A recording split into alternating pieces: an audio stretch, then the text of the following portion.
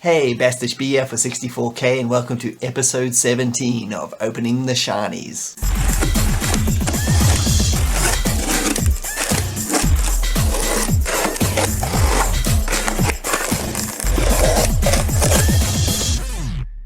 And welcome back. So as you can see, I got 3 packages here.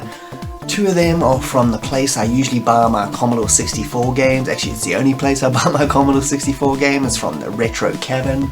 So these 2 packages here, I honestly don't remember what I ordered as per usual. It's been quite a while. There's roughly about 20 Commodore 64 games in there, so it's a lot to go through. And the bottom package here is a donation from a Patreon member, so I'll be checking that one out as well. But let's not waste any more time and let's start cutting into these things. Okay, so let's start off with one of the package from the Retro Cabin. Let's get into it. Okay, so first up, let's see. And yeah, there's quite a lot of games in here. So the first game is Shogun. So this game was based on a James Clavell novel, as you can see over there, James Clavell. They made a movie about one of his books called Taipan. Ocean turned it into a video game as well. This is a game based on another one of his novels. I'm pretty sure they made a mini-series about this in the 80s. I can't be 100% on that, but I feel like I watched that. But I've seen Taipan, that's pretty good. And this is a flip screen kind of adventure game. It was made by Virgin Games, came out in 1986. This is another one of those games that I had a bootleg of, which I had many. And I never knew exactly what you had to do in this game. I knew you had to gather a whole lot of people to form like an army and take over, try and storm the Shogun's palace and overthrow him, that kind of thing. But you know, it was kind of hard to figure out. I got pretty far in it. I really liked it. And let's have a look what's inside. And you got the instruction manuals here. This is going to help out tremendously. And here's the cassette, Shogun by Virgin Games. And next we got 2 games which I'll show you at once because it's part 1 and part 2. So this is Arbol 1 and 2. Get ready! So these are budget games. These were released by Firebird. This is on their Silverline label. As you can see, it says £1.99. These are what we used to call cheapos. As you can see, Arbol, Arbol 2. And these games are weird. They kind of like shoot 'em ups. You jump around the screen and just blast everything. They're kind of strange. The reason I got them is they were super cheap. I think they were about cheaper than £1.99. What I always used to like about these games when I used to play them back in the day was the fact that it had so much digitized speech in it, and it would just go crazy and shouting like eyeball, eyeball, and just go crazy like that. And we always found it hilarious. I think you could actually press like a space bar. I can't remember what you had to press, and you could make them like repeat the words and stuff like that, kind of like Ghostbusters, and it was just hilarious. And yeah, so this is both the Arbol games, got both of them. Why not? It was so cheap. And next is a game called Star Trader. There we are, by Bug Bite. So I covered this game in my top 10 space trading games video. If you haven't checked that out, check it out. This game is super weird. It's pretty good though. It's not as good as obviously some of the other games on the space trading things on the Commodore 64. This is a conversion of a Spectrum game, and I think they did a decent job. The only thing wrong with this game is the music is horrendous. It really gets on your nerves very quickly, but it's kind of a cool trading game. And this is the cassette version, and over there you can see Commodore 64. It's one of these double ones. If you flip it around, you got the Spectrum version as well. Kind of like it when they used to do that. They used to do that a lot on old games. This is a bit of an obscure game on the Commodore 64. Maybe not in terms of like finding it, but in terms of just people knowing about it. I think it was originally released on the Soft Aid compilation, and then it got a release separately. It could have been the other way around, but I always found it quite hard to actually find this game and find out information about this game. That's why I included it in my video, so you can actually find information about it. The Commodore version had virtually no information about it on YouTube, so that's why I included it, and it's a pretty cool game, so I'm glad to have this one. And next is one of my favorite strategy games on the Commodore 64. This is called Mugsies Revenge. It's done by Melbourne House. They did Exploding Fist and Asterix and a whole bunch of awesome games.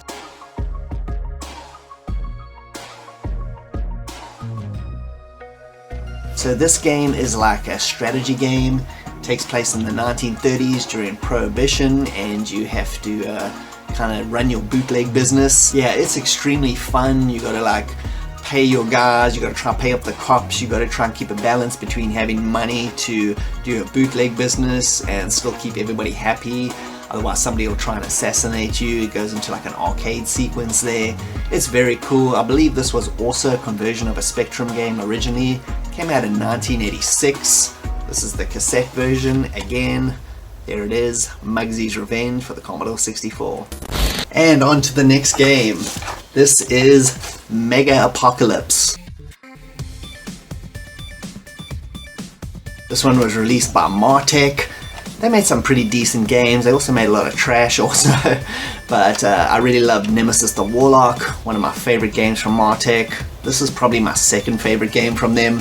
This is a shoot 'em up. If you don't know, you can play it in 1 or 2 player. I love that cover art. I did a video on my favorite Commodore 64 game cover art, and this was one of them. I just love it. I love everything about it. This is almost a remake of Crazy Comets, a game that came out a little bit earlier on the C64. Anyway, Mega Apocalypse here. This game has fantastic music by Rob Hubbard. If you've never heard it before, you definitely need to check it out. It's a really good shoot 'em up. It's super hard though. Let's check what they got inside. And it's a cassette version there. And we got some little important notice here. This computer cassette has been manufactured to the highest possible standard. If loading difficulties occur, please check all your leads and connections. Try different volume settings. Clean the tape deck recorder head alignment. Well, yep. Good advice for cassette users. And it also comes with this little instruction manual as well. This is Back to the Future by Electric Dreams. So yeah, I know this is not a great game. Although when I got this back in the day, I really enjoyed it. I like how closely it followed the actual plot of the movie. And I know the problem with Back to the Future games basically is that they're really not designed to be video games. The plots don't really support that, and people don't really think about that. But anyway, that's why the reason I think they don't really work as games so well. Although those Telltale Back to the Future game is pretty good, but that's like a point and click adventure that actually suits the kind of style, and it wasn't based on the movies. This one is based on obviously the first one. So I used to have this, like I said before in a previous episode. There's definitely been one box of Commodore 64 games because I've moved so many times that it's gone missing. This game was amongst them. So let's have a look here. Here's the cassette. This game was also designed by Martin Walker. He also did the music in it as well. So he went on to do obviously Hunter's Moon, which is super cool. I think this game on the C64, it's 1,000 times better than the NES Back to the Future games, so don't get those confused, they are different. This is very much like the movie. You got to like get your parents together and all stuff like that and pick up different items. It's not like the NES one, which is just weird. Like there's people on sides of roads throwing bowling balls at you and crazy stuff. Don't even ask me what's going on in that game. But anyway, Back to the Future by Electric Dreams. They also did a terrible version of Big Trouble in Little China, a video game version of that, Electric Dreams. That was awful. Avoid that one. This one I honestly wouldn't recommend. I just wanted to get it back in the collection. And next is, oh nice, this is Grazor, released by Ocean. This is based on the Konami arcade game. If you're unfamiliar, Grazor is what Contra is called in Europe, at least when it was originally released. So this is Contra. This is the Commodore 64 version of that, which is pretty damn good conversion of the arcade game. I really liked it back in the day. I still like it. I think it's done really well. I just love that cover. I love like There's like Predator and there's aliens mixed in there. This cover art is just amazing. That's Bob Wakelin, by the way. He made the best covers ever in video game history. Check on the back there, blatantly Arnold, changed just slightly. Anyway, the Commodore game is really good. The only little thing about it is that you got to press the space bar to jump. But besides that, you know, you get used to it when you sit close to your keyboard and play your games. But yeah, so let's check what's inside. Classic Ocean tape cassette and an instruction manual. They also got an advert inside here for Combat School. That's a fantastic arcade conversion. Okay, it looks like I got 2 more games in this box, so let's move on. This one's another Ocean game. This is Rainbow Island.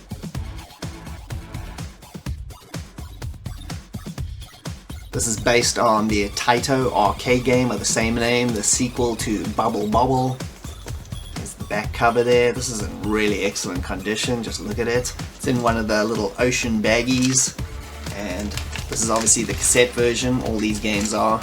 There we are. It's got the full instruction manual as well. So I don't think this game is as good as Bubble Bobble, although this conversion is quite excellent. It's very close to the arcade. The arcade is cool. So is this game, but Bubble Bobble just has something else to it that makes it more fun to play. Still a great game though, great arcade conversion, another good one by Ocean. And on to the final game. This is a big one, and here it is. This is MicroPro Soccer, obviously by MicroPros. So I'm not a big sports games fan. I very rarely buy sports games. I like multi-event sports games, but individual sports games, I usually stick to maybe tennis and golf games. I really like those. Everything else is like hit or miss. Anyway, this is a really good soccer game if you've never played it before. I always thought it was a little bit weird for MicroPros to put out a soccer game, but anyway, that's what it is. And it's a really good game, really fun, fast paced, good graphics. If you're looking for a soccer game on the C64, I'd highly recommend MicroPro Soccer. And here it is. Here's the instruction manual. See, it came out in 1988. Here's the cassette.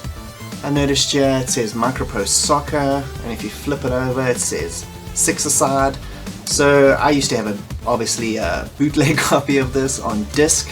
So I guess that's the way you could, you know, load the different versions of the game on cassette. So I never owned the cassette version, so that's a bit weird. And it looks like this game was using the same inlays and cover as Red Storm Rising. It's even got the red, you know, from MicroPro also. It looks like it's a little variation on that. And that's it for this box. Next. First up is a game called Maxheadroom. So if you grew up in the 80s, you might know about this show. That's actor Matt Frewer. Anyway, he's in that TV show. They based this game obviously on that. This was released by Quicksilver. This is a game I've never actually played before, so that's the reason why I got it. And I've heard kind of mixed things about it, but I just wanted to get it. It was reasonably priced. It wasn't too expensive, and it's a really cool cover and everything. So I was like, what the heck, I'll give it a go. I'm interested to see what this game is like. Here it is. So I can't really tell you too much about this game, as like I said, I haven't played it before. It says take the challenge, go after the Trap Max in this all action 3D arcade adventure with amazing max type speech. Usually with these clamshells, the instructions are hidden behind here. And yeah, it's got instructions back there, so check this one out and see what it's like. This is Hubba Bubba. This is a game made by Llamasoft, Jeff Minter. So as you can see, there's a dude there and he's mowing lawn, and that's exactly what you have to do in this game. Mow lawn, that's it. You know, you can go over people's like flowers and they come running out and trying to attack you, and dogs attack you and all kinds of crazy stuff. It's got some demented music that drives you insane while you play it. I really like this game. It's super strange. Came out at about 1983. This is a really early C64 release. My daughter played this a little while ago and she really enjoyed it. It's like really demented. And here it is. Let's check it out. There we are. Llamasoft software. Here's a little instruction manual for it. This was one of those really early C64 games that I played at my friend's house before I actually had my own C64. I don't think I actually got this game, you know, for myself. I only ever played it at his house when I used to go over there before I got my C64, so it's a pretty nostalgic game. And next is a game that is pretty decent. So this is the Real Ghostbusters, based on the Real Ghostbusters cartoon, which is based on the Ghostbusters movies. And this was released by Activision. This is based on a really obscure, I believe it was a Data East arcade game. This is actually a pretty decent conversion of that. It's like it's almost like Gauntlet, but with Ghostbusters. You can play it 1 or 2 player. If I remember correctly about the C64 version. I did a video on all the Ghostbuster games a little while ago, and I included this one. I think it's decent. It's not the greatest Ghostbusters game out of the lot, but it's kind of underrated. There it is, the cassette by Activision. Yeah, it was by Data East, you can see over there. Yeah, I was a massive fan of this cartoon. Actually, I still am a massive fan of this cartoon as a kid, and I just had to get this one. Oh, nice. So this is a game I can't believe I still haven't, you know, it's still not part of my collection. I played this again a lot at my friend's house when I first used to go over there in 83, 84-ish, and I don't think I ever had this game either on disc. I only ever played it at his house, but we played it a lot. This is the classic Raid Over Moscow, released by US Gold. This is done by Access. Those guys did the Beachhead games and the Tex Murphy adventure games and Lynx. They just made fantastic games, good old Access. This game is super cool. It was also made during the heart of the Cold War, hence Raid Over Moscow. Anyway, here's the cassette. This was released by US Gold in the UK. And it's got the little instruction manual as well. If you've never played this game, it's similar to Beachhead, where it has multiple gameplay styles. The first level you have to launch your plane from the hangar, and then you go on like top-down view blasting sections, and there's at the end you get a bazooka and you shoot down the Kremlin. It's like crazy. It's so American in style, if you know what I mean. But love this game, it's fantastic. If you like Beachhead, you'll definitely like this. And next is a game which I always really liked. This is 4x4 off-road racing. I usually call it 4x4 off-road racing in videos, and people complain about that. That's just because I was a kid when I had this game, so we just call it 4x4, but yes, I know it's 4x4. I just say that all the time. It's just a force of habit, I'm sorry. And this was made by Epix. When I was doing my Epix documentary video, I realized I didn't have this game, at least an original version, so that's why I wanted to get this again. I really like this game. The loading times are horrendous on it, but you can get like a digital version now, you know, download it, that's like been customized, so it just skips all the loading, so get with that definitely if you want to play this. It's a cool off-road racing game. It's kind of like that Baja deserty thing, you know, you got an endurance race. It's about endurance, this game. It's not about coming first. It's, you know, you got to like maintain your car and drive properly and keep times and all that kind of stuff, so it's got a whole bunch of strategy in it, which, you know, it's typical Epix, strategy and arcade action mixed into one. I used to have this game on disc, so the loading was pretty slow, but it was manageable. It still took a long time to load, but I can only imagine how horrendous this is on cassette to play. I just wanted to have an original copy of this, and this was fairly reasonably priced, so that's why I got it. And kind of lost track how many games we've gone through here, but anyway, let's just carry on. So this is Zaxxon. This is based on the Sega arcade game, and this was released by Synapse Software. They call it Synsoft in the UK for whatever reason. Anyway, it's Synapse Software, the US company. It's released by US Gold in UK and Europe. This is a really good conversion of the Sega arcade game. It's kind of a 3/4 view isometric shoot 'em up. Very cool. I played this a lot in the arcade. I thought the Commodore 64 version is extremely good. US Gold, Synsoft. It's using the Nova Load system. That was hit and miss for me on my cassette player for some reason. Sometimes Nova Loads will give a little bit of hassle. I had to try and adjust my head sometimes on the cassette thing to play it, but anyway. Okay, this is a so this is a Superman game. I know what you're thinking. Superman games are always terrible, and a lot of people are kind of indifferent with this one. They either like it or hate it. This is another early game that I played on my C64. We used to play it in 2-player, me and my friend, going versus each other. I think you could be Superman and Darkseid. So that was pretty cool, just made by First Star Software. Those guys made Boulder Dash. I think it's a quality game. It's, you know, it's not the greatest game ever made. It's got a lot of different gameplay styles. That's the thing I always just really love about it. You can see on here, that's Darkseid. That's the dude you can play, the bad guy. Obviously you play Superman. Check out the cassette. Oh, I really like that. I love the colors on it. If you're looking for a Commodore 64 2-player romp, you can give this one a go. It's pretty decent. We always had fun with it. It takes a little while to understand the main map part of it. It's a little bit confusing. The mini games are very easy to understand. Once you get to grips with it though, it's quite fun. Next is a game I really liked back in the day. This is called Hammerfest. This was released by Vivid Image. Vivid Image were made up of a bunch of guys that were left System 3. John Twitty and Hugh Riley. They made the Last Ninja games, lot 1 and 2 at least, and they formed their own company. They only released a few games before Vivid Image went bust or whatever happened to it. Hammerfest was one of them.